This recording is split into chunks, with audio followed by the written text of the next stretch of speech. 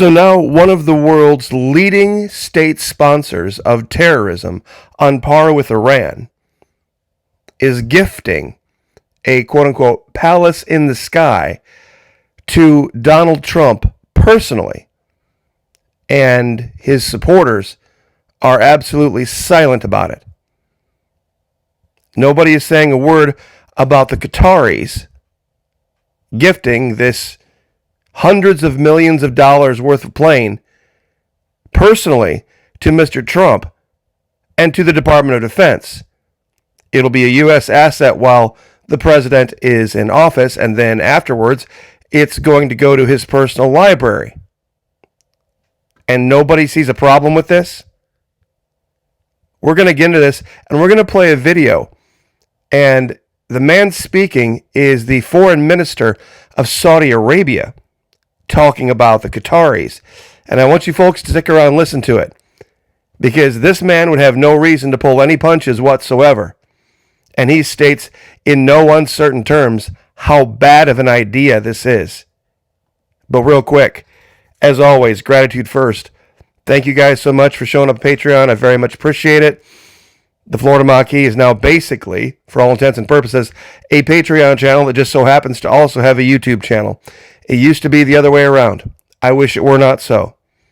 But you can ask folks like Jennifer Veterans for Truth, Lynn Oz, Patriot Nurse. Ask any of them what's happened with YouTube recently.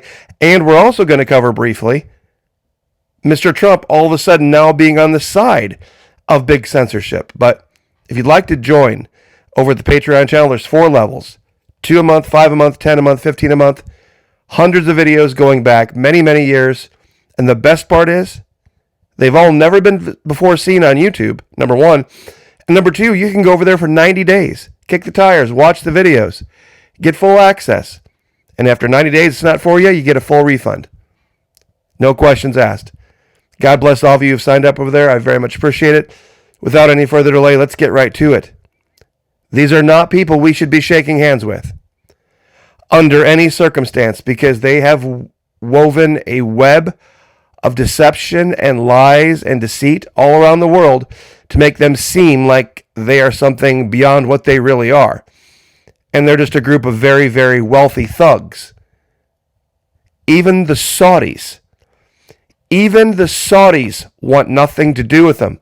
This deal with the plane, this deal with this free palace in the sky plane to replace Air Force One, was brokered by Steve Witkoff. Now, Steve Witkoff is a very powerful Jewish insider, envoy to the Middle East for Mr. Trump, and has had extensive dealings with both of these groups, the Israelis and the Qataris. The U.S. should be staying out of this. There's an article from Axios talking about this, how Trump got a free palace in the sky. But this is the video I want you guys to listen to. It's Adel Al-Jubeir, Minister of Foreign Affairs, Kingdom of Saudi Arabia. Listen to what this guy has to say about the Qataris.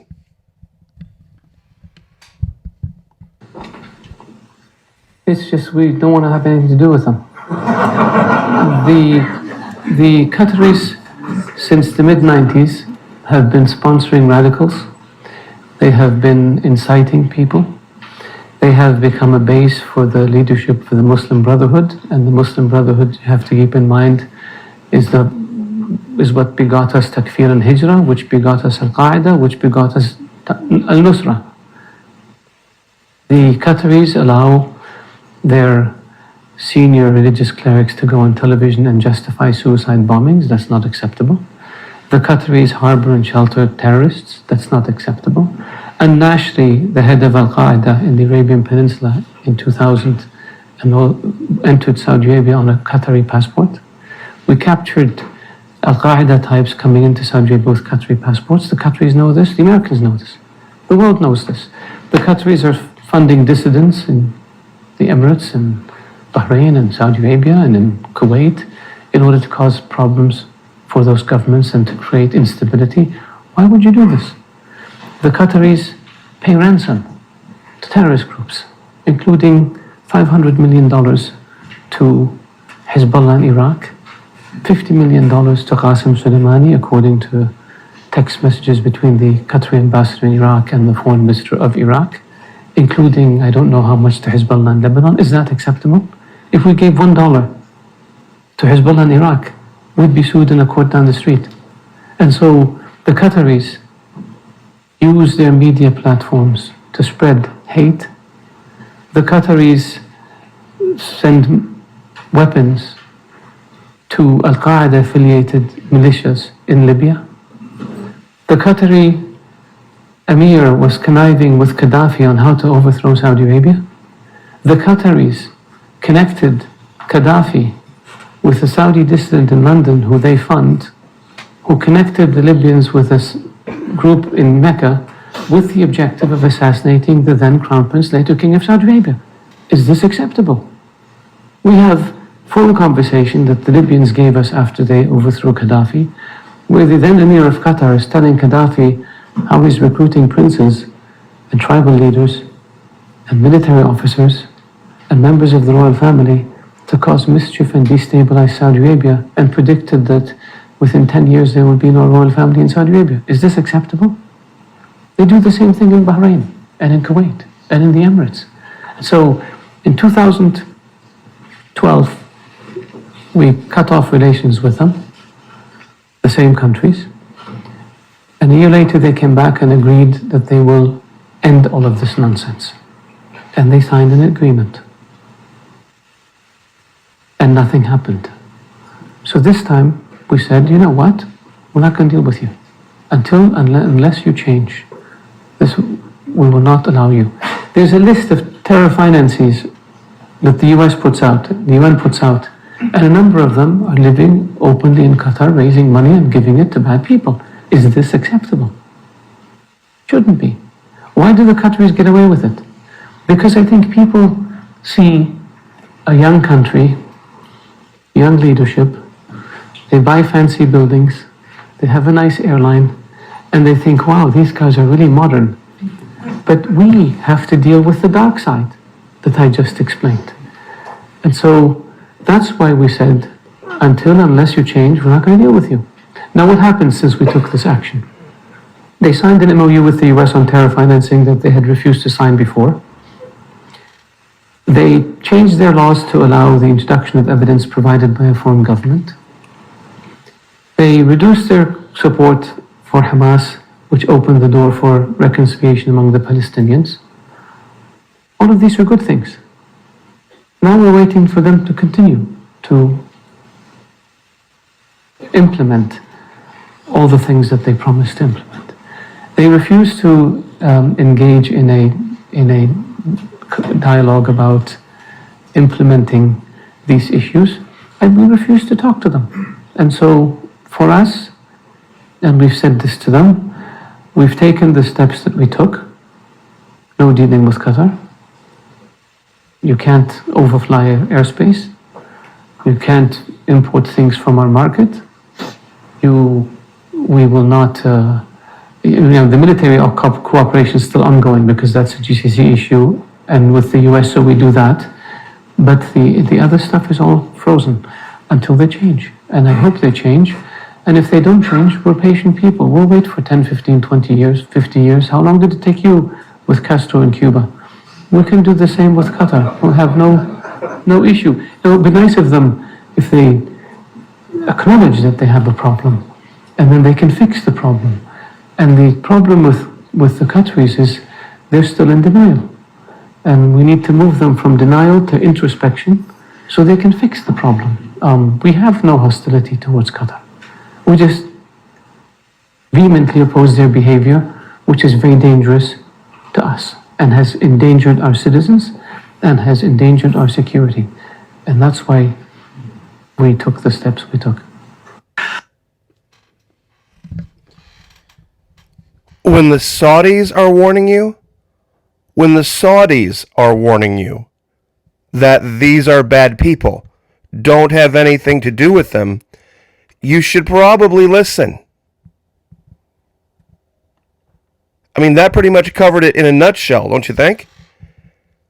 But yet, in a matter of less than a year, this plane is going to be delivered to the sitting president of the United States. I made warning all the way back in 2023. And I used the Patriot nurse as an example. She's now living in a country where the president of the United States, whom I believe she supported over Joe Biden, is now financially in bed with an organization that would see her people exterminated from the planet, no questions asked. And here we are. And folks, if you think my pictures of people at the beach in Florida, basically, are some type of an offense that's just unforgivable, you should see what the Qataris do. You should see what they do in Doha to women or people who behave in ways that they don't agree with. And when you add this to this Marxist notion of the government stating to a drug company, you may not charge any more than this by executive order, you folks really got to be scratching your heads about who's really pulling this man's strings. Sanders, Democrats, call Trump's bluff on drug price executive order. You see, he tried this once before, back during his first administration, where he tried to, by executive order, by executive fiat, say that, okay, prescription drugs will only be this much or that much or this other much, however much he thinks is fine. And it was immediately tossed out. Senator Bernie Sanders, if Trump is serious about making real change, rather than just issuing a press release, he will support legislation that Mr. Sanders will introduce to ensure that U.S. citizens pay no more for prescription drugs than people in other major countries. But what does that say about Mr. Trump and what he ran on? When Bernie Sanders comes out and says, I agree with President Trump. First words. They're trying to get to the same end, just two different ways. Now, you can go through this. I'll give you the links to this. But one final thing about something that Trump has said recently. EU nastier than China, Trump. Talking about all this nonsense with tariffs and why the Europeans don't buy American cars and why the Europeans don't buy all sorts of other things. And then he's adding that Brussels has been, quote, suing all our companies, Apple, Google, Meta. I would like for you folks to ask the Patriot nurse about Google, Apple, and Meta and what they did to her channel and how much money they cost her and how they should be sued. They've done it to me too, but not on the scale they did it to her. Anybody who's been in social media for any amount of time that used it as any level of support in their life would love to take part in a class action lawsuit against Google and against Apple and against all these other big West Coast tech companies. See, I mean, this is just crazy to me. Wasn't Donald Trump just 5 minutes ago? Where is it at here? He was ready to sue Google. He was ready to sue these companies. But now it's a bad thing when the Europeans do it?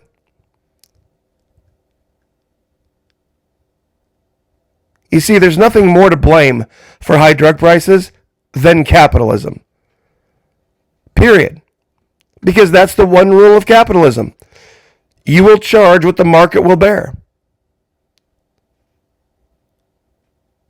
And now he's saying he'd rather deal with China after backing off on all this tariff nonsense. Rather deal with China than deal with Europe. After taking a gift from one of the world's leading state sponsors of terrorism, a country that even the Saudis will have nothing to do with. Folks, I'm sorry, but I try to still tell the truth on this channel to the extent that I can. Is this what you signed up for? Is this what you voted for? Because I don't remember him running on being hand in hand with Bernie Sanders on taking gifts from the Qataris, on poor Google, oh, poor Meta, poor Apple, poor them, they're being sued by Brussels. Seriously? Doha's dangerous web of deception. I'll give you this link down in the first spin comment. But check out the description box. That's where all the links are to the Patreon channel, and that's where truly most of the content is now. So I'll leave it there. God bless. Pray for each other. Pray for me. I'll pray for you. Lift each other up. Like, share, subscribe. See you guys next time.